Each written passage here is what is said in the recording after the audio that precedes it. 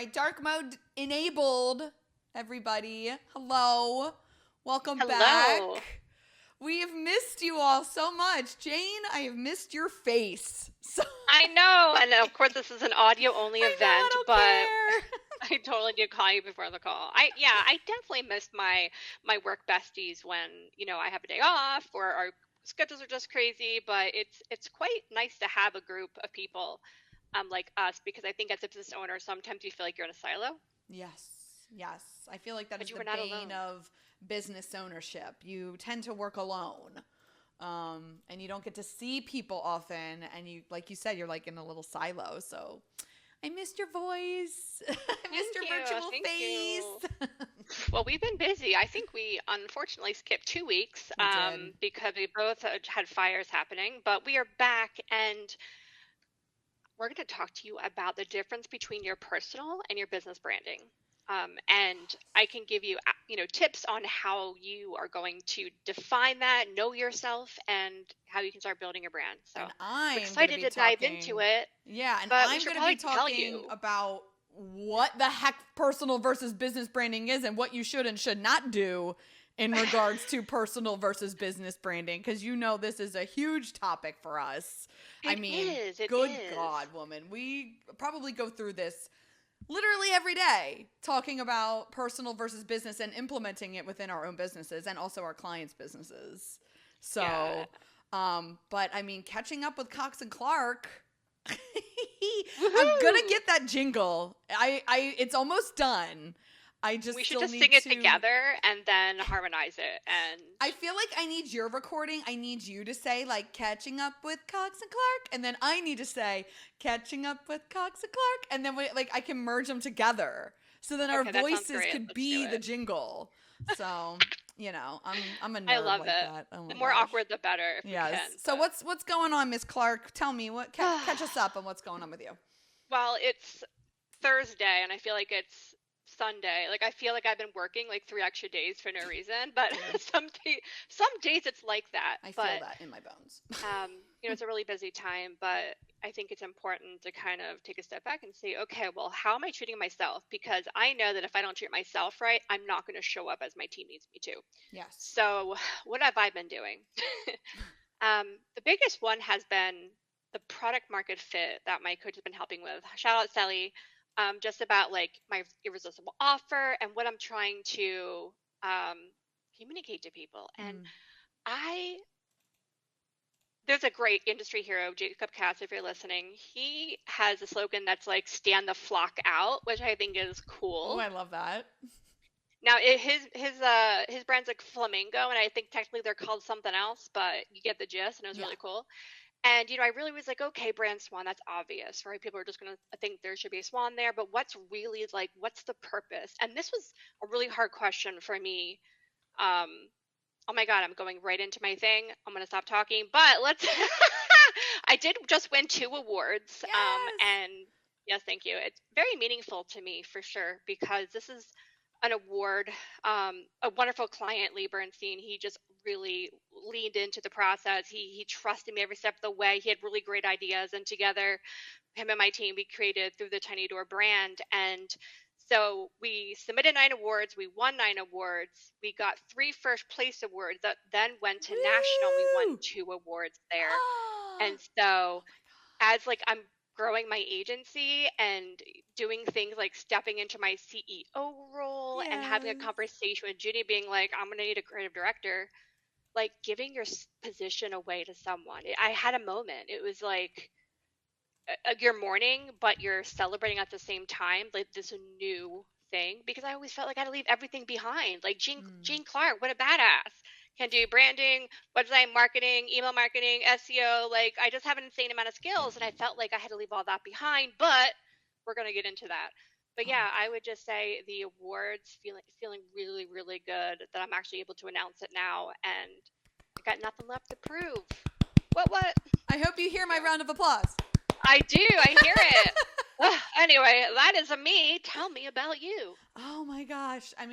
First of all, congratulations. That is huge. A national award for, Yeah. I mean, a Delaware. You know what I mean? Like Delaware company. I know. It's funny. The awards was in St. Louis, so. Oh no! And did you go? I did not go. No. I could not, because I thought Social Media Day was happening. It was a whole That's thing. right. Yes, and that's Yeah. sad. But Social Media Day is moved to October 30th. Is that correct? Yes. October for sure. I don't remember the date. I have trouble with dates apparently. No, me too. Me too. Yes. But that is amazing that you won those awards. I'm snaps, claps. I am so excited for you and so proud of you. I know you work so hard to get those awards, and and plus that is an amazing brand anyway. So your work speaks for itself. Oh my God, I'm gonna feel like $1 million today. I Thank love you. So much. Yeah. So I was away for 2 weeks. Because, I mean, I was getting ready for RealCom, and it finally happened. Yay! So I was in Florida. I was in Tampa, Florida for a whole week. I took the train because I hate flying. The train was awesome. I had my own little sleeper car. I had my own attendant. How long was it? It was 24 hours on the train. So, well, yeah. So it's kind of cool, though. You can make like a murder mystery party or something. Dude, oh my God! Tell me there was a murder mystery party down there. It was fun. I loved, I got to see the sights. I mean, I didn't sleep well, but I had my own sleeper car, so I took naps while I was there. It was great. I had my own attendant who would bring me food to my car. I didn't have to go visit the dining car. It was just great. So I recommend Amtrak if anybody hates flying and they're on the East Coast. Just grabbing a train to Georgia or grabbing a train to South Carolina. You know what I mean? It's really fun and it's really easy and, it's better than flying, to be honest. That's my opinion. I mean, honestly, that. I don't like flying, but RealCom was lots of fun. RealCom is one of the largest and longest running real estate tech conferences in the United States. So this year they were in Tampa. I have been working with them in regards to their social media for now 1.5 years. Last year I went to Cortec. This year they had their big RealCom. And I mean, we were in the room with people like Google, Microsoft, Yardi. I mean, there was just so many big hitters there. We talked about artificial intelligence. There was a new, really cool tech surprise, an innovation that they unveiled at RealCom, which was had to do with DC low power and being able to light a whole room with legit hardly any electricity usage. I was able to go onto the exhibit floor and just see all these really cool innovations and record and get content for the conference. So it was a lot of fun. And actually one hilarious thing was I met a friend in Tampa. So here's the story. I'm doing social media for RealCom and somebody tagged RealCom on Instagram, and it was this I think it's called Indeed Space, or I'm sorry if I'm getting that jacked up, but they posted these really cool looking stickers with quotes that were kind of something to do with storage essentially. And so I was like, ooh, I want these stickers, they're so cool. So I went over there and sexy stickers. I mean, you have to be a good designer to make sexy stickers. Dude, I mean, they were black and white, of course. That's my aesthetic. And I'm okay, they're black and white, and they say funny quotes from, The Office and, Yoda. So I'm like, for sure. So I'm going to go over there. Went over there, and I'm like, hi, social media sent me. And the woman there goes, I know you.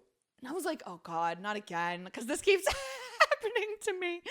And so I was like, yeah, oh my gosh, okay. And she was like, I have been friends with you on TikTok for 4 years. And I've been following you on TikTok ever since the days of you leaving your tips and tricks on social media. And that's why I followed you. I was like, stop it. Oh my God, but in Florida? Yes, in Florida at this conference. So that's amazing. We're I'm bugging out. She's geeking out. And I'm of course we get a video together. And so she's on my video highlights. If you're over on my Instagram, go check it out. It's the one that highlights my time in Florida. But it was super cool to meet you. And it was just, it was crazy to think that I met one of my TikTok friends at this freaking conference while I was working social media. So I thought that was really cool. So the world is a lot smaller than you think. Dude, you have no freaking idea the stories I can tell you. In fact, I might as soon as I finish learning about RealCom, because I don't think even though I've been your friend for a long time, I had no idea how knowledgeable you were in the real estate industry. Yeah. As you know, like I kind of came from there a little bit, but not as like a realtor, more of like a brokerage support kind of Mm-hmm. person. And it's there's a lot of work to be had in that, and you know it so well. I thought what you did for my client was amazing. Thank you. Yeah, Yeah, so it's you're I welcome. got my first job, one of my first jobs.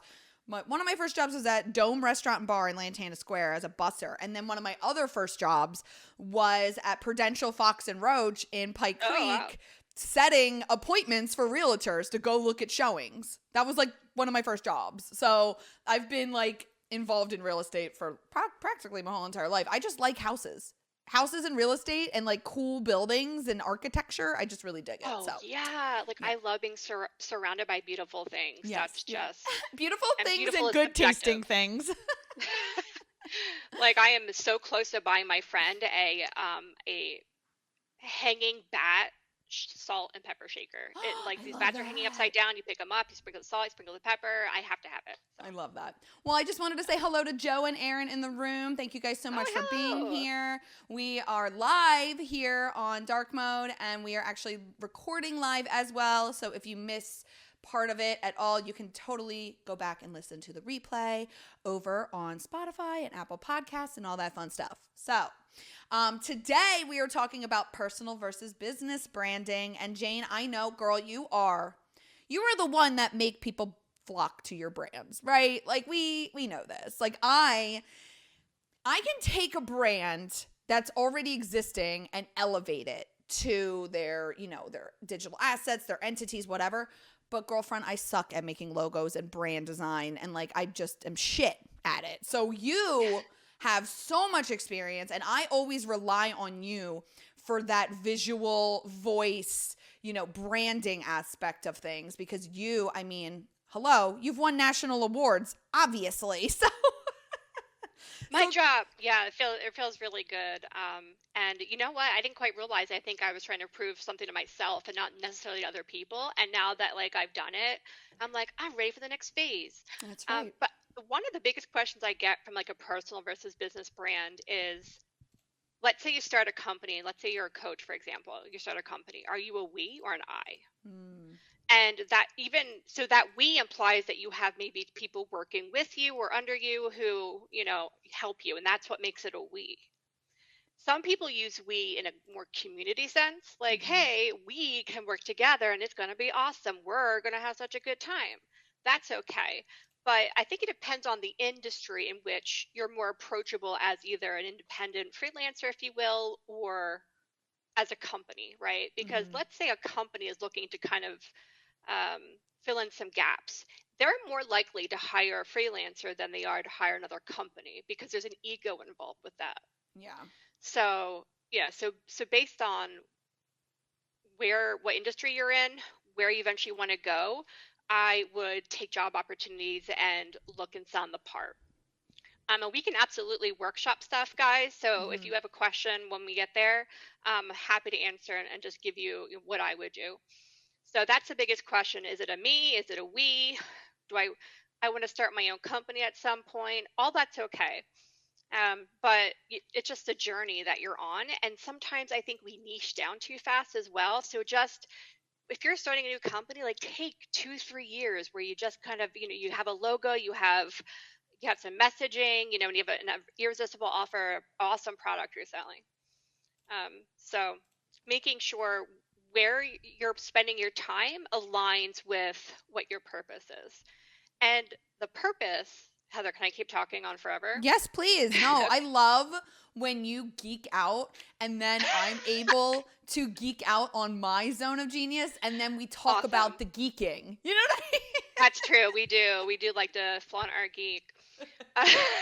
We definitely do. So, a lot of people like, what's your purpose in life? Some people think it has to come from God and be ordained, and you believe that there's going to be more after life. Forget that part. That part's too vast for someone to understand, like your spiritual journey.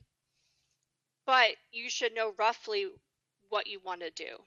And that's a big question. I've never had that. I've never had that problem of I don't know what to do because I follow the joy. And if you follow the joy, that's really what your purpose in life is. What makes you so excited to talk about that you don't have to research first, right? When we live through those experiences, we don't have to summon a memory. It's like you know what I mean? Like you don't have to memorize anything. It happened. You can retell that story beautifully. So I think there are sometimes we feel like we're coming out with fake authenticity, using some air quotes on that, where we try to make our why more important than it has to be. You know, and this is a cop out, and I'm not saying I haven't done this because I have. A really easy way is to hang your hat on other people's missions. So let's say, you know what, we want to support nonprofits because they're doing good in the world. That's a brand promise. That's a brand. So I'll bring up my ex-business partner, Jen Wells. You know, she has always been into nonprofits and helping, and she's a woman of abundance, and she gives herself so generously. And that's where her heart took her for work as well. So follow that joy before you figure out what your purpose is. But if you don't know where the joy is, follow your talents. That's what I always say, which sounds completely unmagical, I realize. But I'm telling you, if you're not entirely sure what you do, follow your talents and then follow the joy, like in that order. So, what makes you special is the biggest part. We're all afraid to write our bios, we're all afraid to be too braggy. But people need to know why you're relevant to them. They need to know you're the perfect person for what they're going through. And so developing that brand, whether it's a company or a person, is important. And again, does your industry does matter. Coffee. So what are those core values? And there are some really great ones that you might not think of, you know, and it can't be customer service because that's a duh. Everyone assumes if you have a company or, you know, that you're good at dealing with people, right? So authenticity, achievement, adventure, authority, autonomy, balance, beauty, boldness, compassion, challenge, citizenship, community, competency, contribution, creativity, right? Curiosity, determination, fairness, influence, humor, happiness, growth, kindness, loyalty, meaningful work. There's so many, right? And so pick the ones, just four, that matter to you. And that's going to get you closer to the work that aligns with that. And what makes you special. Chad, you have a question. Do you want to jump on up? Hey, I can Chad. do that now. That's you, Jane. You're the hostess with the mostest. Okay, I think let's see. There you are, Chad. Just hey, unmute Chad, yourself how you doing? And go to town. Let's try that one more time. Yeah. If you guys are having mic issues and if you get kicked out when there is a mic issue, leave and then come on back and try your mic again. But Chad, hey, what's up, man? Yep. LinkedIn is having a major issue today. I love that. Joe, are you here on mic? Hey, Joe. Hey, guys. Yeah, LinkedIn yesterday had a massive outage that I have not seen in years. It was out for over an hour. Oh, wow. Oh, yeah. Yeah, we had a LinkedIn Live scheduled for noon that we had to reschedule because we couldn't even get. We host all of our audio events and LinkedIn Lives from our company page. We couldn't even access our own company page. Oh, so that sounds like LinkedIn. So then we're thinking, well, if we're having this problem, how many people who signed up for this are not going to be able to log in? So we rescheduled it before. If you reschedule before 10 minutes for going live, it will update everything and you won't lose your attendees and everything. But boy, it was very, very frustrating. We're all sitting in the ResStream green room and then we end up doing nothing. Yeah, Yeah. welcome to LinkedIn. It's been my hell. Thank you, Joe, for Hey. that input. Chad, For yes. Hey, Chad, what's going on, man? Yeah, Chad, what's shaking? Well, I'm 37 and I feel like a 90-year-old trying to use technology. So Yes, I am in your boat as well. that gives me a lot of pause, Jane, because I'm kind of leaning on you to help me build a brand here. And no Well, offense, hell, but no pressure. the Biden administration branding is not crushing it. None of those old guys in Congress or any of them really. I get scared even talking to my parents who are in their 70s. So I'm looking for some young branding, not old branding. That is I'm right. sorry, Yes. I didn't mean to make this about politics. I'm not going to go there. I promise. But yeah, so I apologize. I'm late, so I probably missed the agenda. So I was kind of curious, like, what is the outline for the next 40 minutes? I really want to talk to you guys, all three of you actually, but specifically Jane and Heather around building a brand, and at the Yeah, same I'll send time, you. Yeah, I'll yeah, send at you the a same booking time, link. I'm coming back from a conference and trying to catch up on work, and I'm like, do I just do this for the next 30 or 40 minutes, or do I do the work that I was supposed to do the last 3 days? I mean, we're for the next 40 minutes.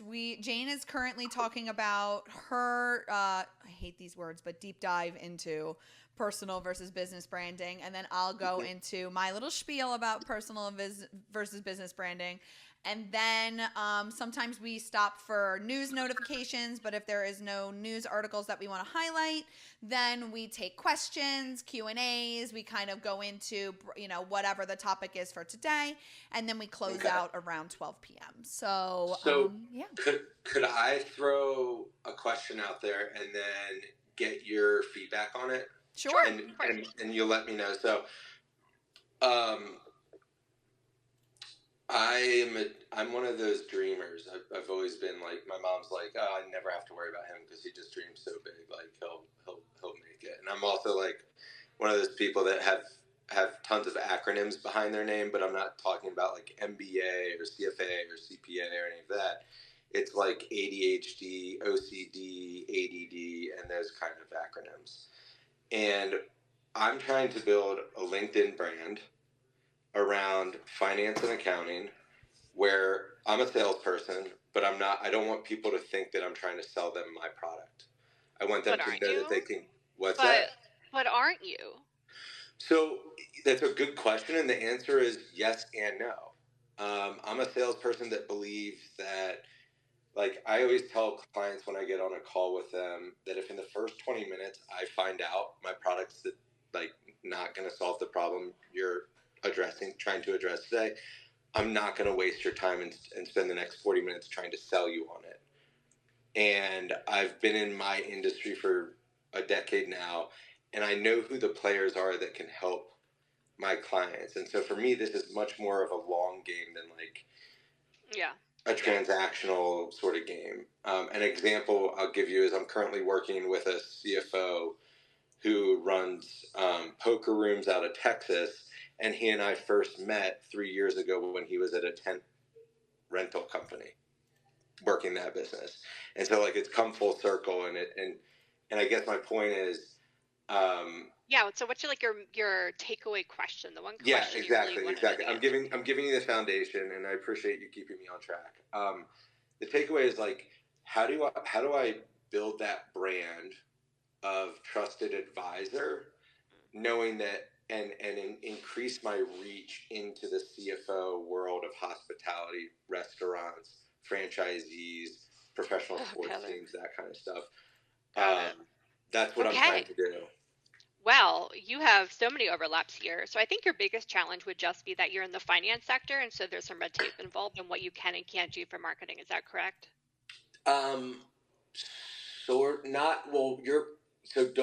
No, not the way that the banking sector would be. Okay, I gotcha. Yeah, so I work with like accountants and the people that do all the financial management for anywhere from 10 to $1 billion companies. And you work on commission? I have a commission and a salary and bonuses and stuff like that. Yeah. Traditional SaaS sales. And I'm not necessarily, I like, for me, this is not, and maybe it turns into this in 2, 3, 4, 5 years. But for me, it's like, how do I get good messaging out there so that CFOs are like, wow, this guy actually, I get he's just a dumb sales guy, but he like knows what the fuck he's talking about. Got it. Okay, so let's talk about building you an authority. Thanks, Chad. All right, we're going to answer that question. Hold on, Joe. We're going to finish this segment, and then we're going to take questions because some of them might be being answered with just us talking. But it takes a solid like 8 or 9 years before you have the influence that people will come to flock to you for, because you've spent all those years trying to become an authority. And by posting things on LinkedIn that relate specifically to your target audience and being as authentic as possible, I would recommend that. And, me and Heather actually went to a really, really bad meeting recently, like super bad. It was supposed to be a master class. It wasn't. And the guy was like, I'm not going to sell you anything. And I wanted to raise my hand and be like, I will, because unless someone knows how you make your money, there's not going to be a whole lot of trust there. So I think putting yourself out there, being authentic, letting them know, hey, if I can't make you a sale in 30 days, then you get your money back guaranteed. So having an irresistible offer like that is going to get you in the door. And then it's up to you to keep them and let them know you know your stuff and that you just come across 100% transparent, because sales doesn't have a great reputation. So especially when they're like, okay, well, if you buy today, then I'm going to I'll shave off another $100, but I'm like, just tell me what the real price is. I don't want to do the song and dance. So just take that for what you will. But I think trust goes a long way. So when we're talking about your brand messaging and what the heck, you want to do with it, what makes you special is going to be so important. How are you different? And, if you want an e-commerce store, for example, with a bunch of different stuff and you want people to shop, why? Why can't they just go to Amazon? Because there's already a brand promise. The shipping's going to get there probably the same day, depending where you live. So you have your competitors, but then you also have the competition of the answer no. So, or someone doesn't even make a decision, and that's also a competitor. So someone sometimes has to be in the right place at the right time so that your messaging really hits.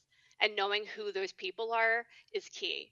Chad, it looks like you really know your audience, and we can find out what's important to them and make sure that's reflected in your core values. Ooh, I cannot wait to get on this. I know. The last thing I'm going to say before I unleash Heather is, in the comments, I posted a brand personality quiz. It's like 5 minutes, but what I recommend you do is go through it one time, follow your gut, because when you click an option, it's just going to move ahead. And that'll be like your primary personality. And then I want you to take it again with a little bit more thought, and then you're kind of mixing and matching. And it's going to give you some ideas. It's going to feel, the vibe is going to be there, and it's going to just feel so much more aligned. So start with that. And then let me know what you guys end up being. I'm curious. So girl, Chad, Joe, y'all know that I am a SEO social proof girly. And if I am looking for somebody to work with, and if I am a, franchisee owner, if I am looking for, to start my franchise or even get into franchising, I am somebody who is serious. And I'm going to be doing that research. I'm going to be having that social proof. I am going to want to read about all the things that you have done. I am going to want to see news articles. I am going to want to see awards. I am going to want to see your education. I am going to want to see if you are keeping up on your education. These are all the things that create that authority, that social proof, the brand trust, and it needs to be done social media is part of it, obviously. I mean, I'll take that back. I've not built my business on social media. I have built my business using social media and having that as the service I provide. But I do not build my business on social media. I build my business offline because I'm looking for those businesses, those individuals, those personal brands, those business brands, those corporate brands that are not utilizing social media and are not online. And where do you find them? Offline, because they're not online. Or you have to take it into the inbox, right? That's one step. The inbox of an email is that is the you dipping your toe into the internet, essentially. That is where it all started. Chat rooms and email. Hey, you've got mail, right? So Heck that yeah. is dipping into the internet. So I have built my business through networking, boots on the ground locally, and in the inbox. So if you are able to build your brand, yes, a little bit of social media, but also everywhere else on the internet and everywhere else offline, then it's like, I don't know, Chad, you've been, I think Joe, you've both been in the hospitality rooms. It's the rising tide lifts all ships mentality. That is how I've always approached digital marketing for personal branding and business branding. So for you as a franchisee owner, for somebody who finances franchises, to help people get into the franchise business, you are going to need that SEO. You're going to need that social proof because yeah, you may find somebody may be serious, semi-serious on social media and reach out to you and be like, I want to start a franchise. Well, that person is probably not as serious as the one who is going to email you directly in the inbox, who has done their research via Google, has gone through all the different avenues and channels in which they can find out about you. So if you look up Heather Cox Delaware on Google, you will find so much information about me. From being one of the most influential Delawareans of 2020 to being a top women in business from the Delaware Today, from having multiple news articles written about me, from being a TEDx speaker, from all of my reviews on my website. I mean, you can even just Google my hashtag Heather Cox Codes and it'll give you every single thing that I have done because I have made sure that social proof, I may post about my social proof, but social media will only give you 10% of your audience unless you pay for it. And you may not be reaching your target audience at that time because guess what? You got to think about human patterns. Like you're not going to post at 2 p.m. because everybody's trying to get their work done before the end of the day. You may post at lunch because everybody's on their lunch break. During the summertime, it is seriously, like the reach and engagement during the summer is so low because everybody's out on their boats, everybody's at the beach, everybody's doing summertime things. So you have to think about the longevity of your marketing and the longevity and branding of your marketing through an SEO lens and standpoint. So yeah. I know he bounced. He probably has a meeting, of course, but that is where I'm coming from in regards to like your branding as like in franchises and, you know, just corporate and business branding. I believe we're in the age of this like social proof because there's so many scams. It's true. So many freaking scams. Do you know how many people, I don't know if you're on Threads, Jane, but apparently the word digital marketing have been co-opted by like MLM coaches. And so now it makes me look like I don't have that social proof, that I'm just this scammer who utilizes the words digital marketing to sell courses to scam people. So you really need to do your legwork and the groundwork of that organic SEO before, so that you can layer on the newsletter, layer on the website, layer on the social media, layer on whatever, blog or podcast that you may have. So that's where I come from. I know I went off on a little tangent. No, it's a lot. I mean, you've done so much work to manage your reputation, and yes. It takes it really is reputation management, to be honest with you. Yeah. Especially if you are like a singular person who is in sales. Like you are the product. Essentially, yep. You may be selling something, but you yourself are the product. People work with you, not with brands. And that I think because they like you. Right. That is, I think, the biggest takeaway, I think, in regards to the personal versus business branding conversation here.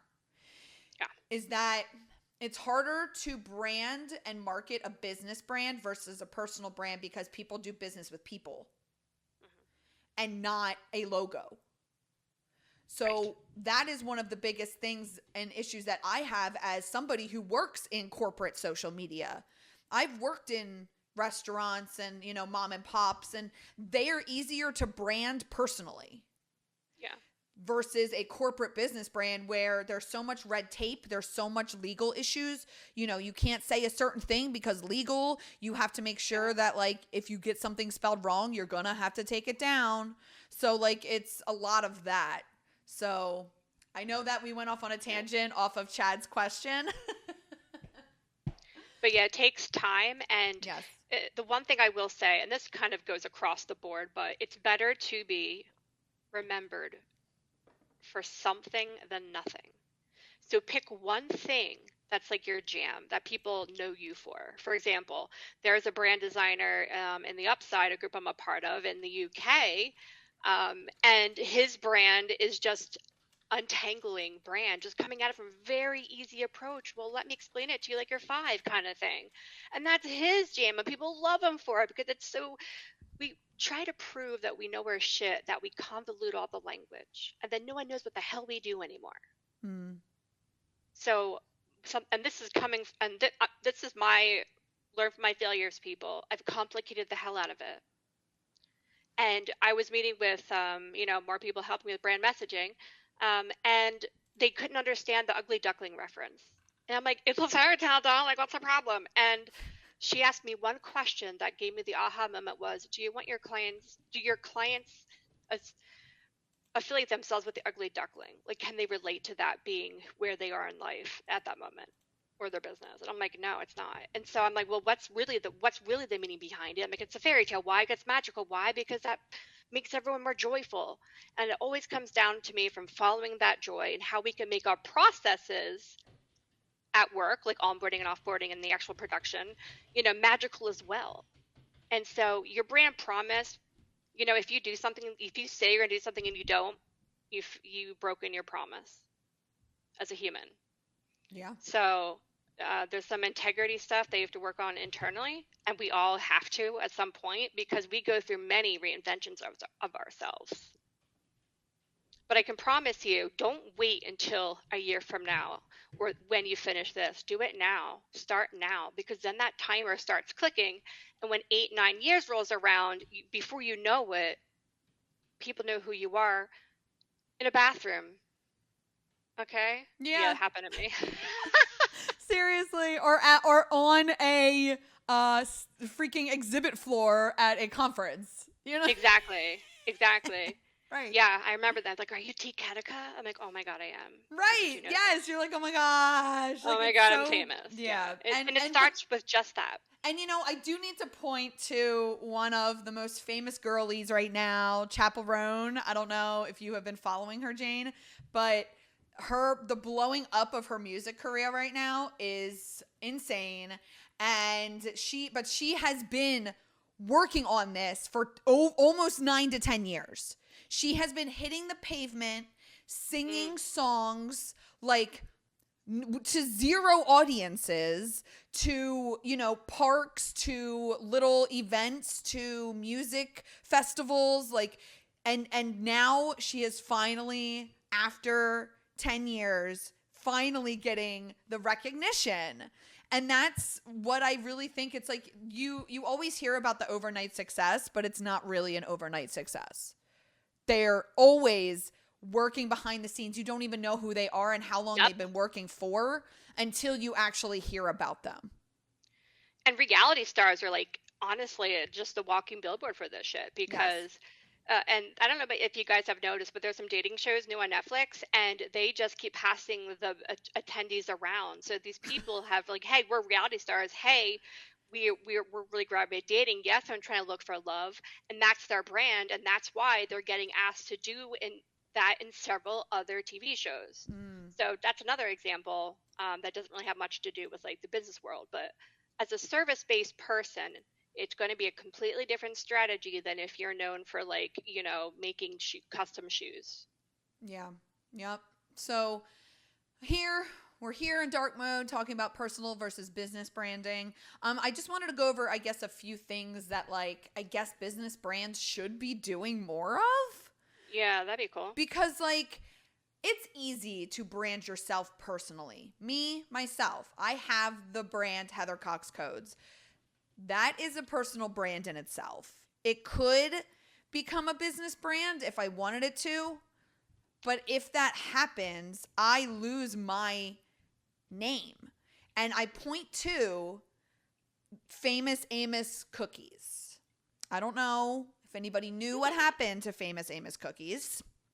I don't think I do. I'm terrified now. What happened to the cookies? So Famous Amos was this, I mean, they're my favorite cookies ever. They're crispy, they're crunchy, they're small, they're delicious. I had like an addiction to chocolate chip cookies while I was pregnant. I ate these things all the time. I grew up with them in my house. This cute little old black man is right there selling his cookies. They were delicious. He was like the jam. He made these cookies. They were thebomb.com. He then sold the brand to, I guess he got bought by somebody. Something happened. There was a crazy story, and I believe he went over his story on Shark Tank because he actually came with Shark Tank with another cookie idea, but he could not use his name because they bought his name and his likeness. And so he could no longer personally brand any business ventures going forward because that larger entity bought his likeness and bought his business and bought his name. And that is why it is so important to, when you have a lot of people's goals, and a lot of people say that your goal should be to sell your business at the end, to become this large entity and rake in the big bucks and become publicly traded and go to Wall Street, whatever. Not everybody's goal is that. And if your goal is not that, which it's not for me, I am okay with personally branding as Heather Cox Codes. I will not be selling my likeness or name to a larger entity. They did that to Bob Ross, Heather. Yes, Bob Ross. Also happened to him. Also happened to the Burt's Bees guy. No, not Yes. the Burt's Bees guy. Burt's Bees. Yes. So you really need to be careful that if your end goal is to sell the company, to not put your personal brand and name inside the company. Agreed. That is the biggest thing. Now, if your goal is to not sell, I'm not selling. Sorry. I may rebrand before I sell, right? But I do not have a plan to sell. So that means I am okay with doing a personal brand. But the way that personal brands are now, likened to influencers. Do you agree with that, Jane? I do. Okay. Because that's what people are. Exactly, but They that's my influence problem. others. Yeah. I don't like to personally market myself as such.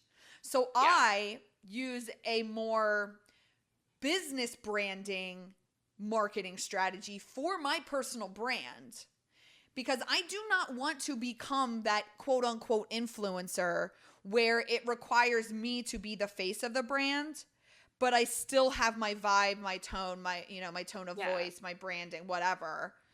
So Yeah, the company has to run without you. Yes. In order to sell it. I do not want to sell. So I'm kind of Right. like in this gray zone, which is hilarious because I love black and white, but I'm in this gray zone of like, okay, I don't want to sell, but I also don't want to portray myself as such as a personal brand. So I'm in this gray zone of like, I'm marketing as a business brand, but I'm also am a personal brand. So that allows me to get into multiple different avenues of I can be corporate. You can see that I can be corporate, but I also can be personable. So I turned it on its head and am using business branding in my personal. But what businesses need to do is be more personable. And that's hard for large businesses to do. Many companies do not want the CEO or the founder to be the face. Because of things that happen like Burt's Bees. Right? Elon Musk. Sorry, that's a whole nother thing. Right. So But we do need to lean into the personalized marketing of and pulling from personal branding in the business branding. And I'm going to point to Duolingo. And the best way to do that is having your own mascot, right? Duolingo has the Duolingo owl.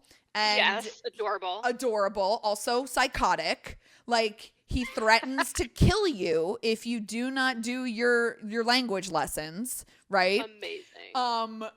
It is hilarious.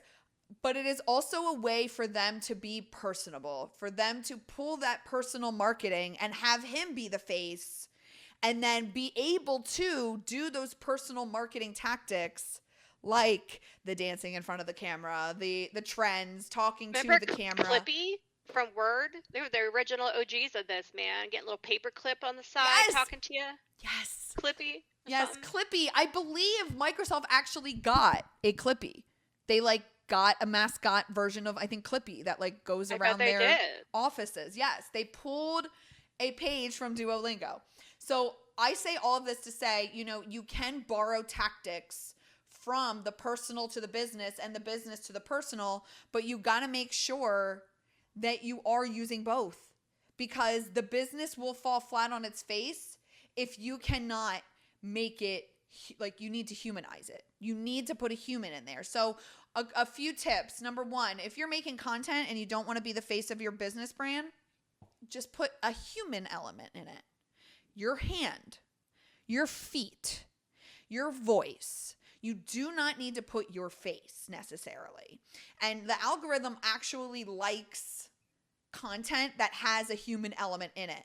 So I saw this viral video over on TikTok where the person is just talking to the camera with their hand. You know how people talk with their hands and stuff like that? He's literally talking with his hand in the video, and he's talking about the thing. He's not using his face as the human element. He's using his talkative hand as the element, and it went viral. So you got to think about how you can add just a little bit of human element into that business branding so that the algorithm picks it up, because the algorithm wants humans, right? Yeah, so and we want humans. Yeah, and that's one thing. And then the last thing, greed. We're done with it. Yeah, right. So, and the last thing, just don't think that you have to be the face for your personal brand as well, because you don't have to be. It works both ways. I am the face of my brand, but you don't see me on camera every freaking day talking to you people. I don't have time for that. I have to implement corporate strategies in order for me to talk to my audience in an authoritative way, so they know that I am a thought leader and an expert in this field. So, Jane, I know I went off on a tangent. I told you this is one of my favorite topics. Yeah, it's a really easy way, honestly, to get more authority as a person on LinkedIn is just to start commenting on those contribution articles, because I get a top brand strategy badge pretty easy. Just say smart shit, people will like it, and then LinkedIn will recognize you, but don't stop doing it, because then they'll remove the badge. So, but it's really easy to keep up with, and it looks really great on a resume. Love it. Love it, love it, love it. Joe, we know you had a question earlier. If you want to raise your hand, come on up. If not, that's totally cool too. We are just spitballing here at this point. And did you have any news articles, Miss Jane, for news notifications? I have two things I really want to say. Oh, perfect. Yes. While Joe is perhaps asking himself a question to ask, I don't know, but Divi 5. Okay, I don't know if I mentioned this, but I'm really excited. Divi 5 is coming out, and it's supposedly way faster. And that's a big problem for me right now, because I want my website to look cool as shit, but I also need it to perform well on Google and Bing. So how do you do that? And I'm really hoping Divi 5 is the answer, because I've been considering, I've been talking to myself, being like, you know what? Well, maybe Divi isn't the end all be all. Maybe it's time to move away from Divi because it's too bloated. Maybe it's time to do it this. But if they keep keeping up with the times and understanding their flaws and then addressing them, that's a huge brand promise, and I'll stick around for it. And you're talking about the Divi theme on WordPress? Exactly. There's a Divi 5 coming out, and it's supposed to be awesome. So I think it's going to happen maybe at the end of the year. I have to remember. It might be next year. Okay, but I'm excited for it. I have a question about the Divi then. Yeah. So is it drag and drop? Is that what that is? Yes. Okay. Yeah. But it also has a lot of developer features that makes Gotcha. it really easy. Presets. It's just ridiculously easy to use once you know it. You can build a website super fast Yeah. with it. Okay. And so, I am a yeah. holdout on. I still use the classic editor. I don't want to give. I can't do drag and drop. It is like against my moral code for some Oh reason. my gosh. I Well, hate I it. will say it's not so much drag and drop. It's more like, God, I'll just like, yeah, I'll send you the new one. You can mess around with it, but it's really, really like, it's really nice. Okay. All right. Well, But there's a back end feature too where you can just see them as elements and not actual modules, and then you. Yeah, I'm not a edit them. module lady. I hate the modules. I Well, then cannot. you'll love the new interface, I think. But you know what? Go at your own pace. If it doesn't work, it doesn't work. But I'll send you the link, and you can see if you'd like it. Okay, cool. Yeah, thank you. All right, but the one last news bit I want to get out Yes. is can we talk about the Burger King ad that just came out? Is that the one about the decomposing decomposing burger?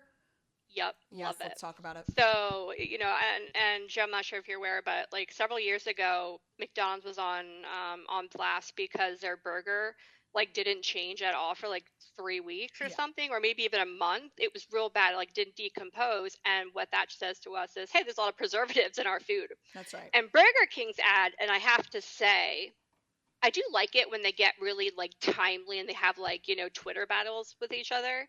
Different brands can get a little funny like that sometimes.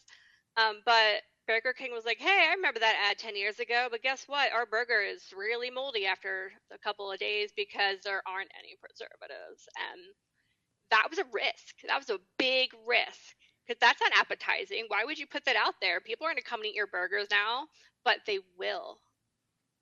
And that history had to have happened first before people would have got it. I loved that campaign. I am all for transparency, especially in food, because I mean, I've been in this industry forever, and like, make or break you in regards to transparency and like your food and the way that you, and especially now because Gen Z and Gen A have really learned about food health. And they are leaning towards, girlfriend over on TikTok, they are teaching each other how to make yogurt because they don't want to pay for it, number one. And number two, they don't know like where the yogurt's coming from. So then like they make their own yogurt out of like their milk. And it's just like, it's crazy. And like they go on blast they of have like. any money, Heather. Right. Also saving money too. They were like, yogurt's expensive. Make it yourself. It is. But it's really interesting. I love this new thought process of clean eating and clean eating across the board for all brands. I mean, like, how we talked about Olipop and Poppy. Yeah. They literally have taken a huge market share from Coca-Cola and Pepsi with their healthy alternative sodas. Like, yeah, and soda's like so pricey now. I'm like, shit. Yeah. Like, everything who wants to drink water and corn syrup when you could drink organic water and cassava root? What's organic water look like? I need to know. I don't even know. Hi, Dean. Thanks for coming in. We're about to wrap up. We're talking about news notifications. But I really did love that Burger King marketing. That was genius, and they spoke to the right demographics.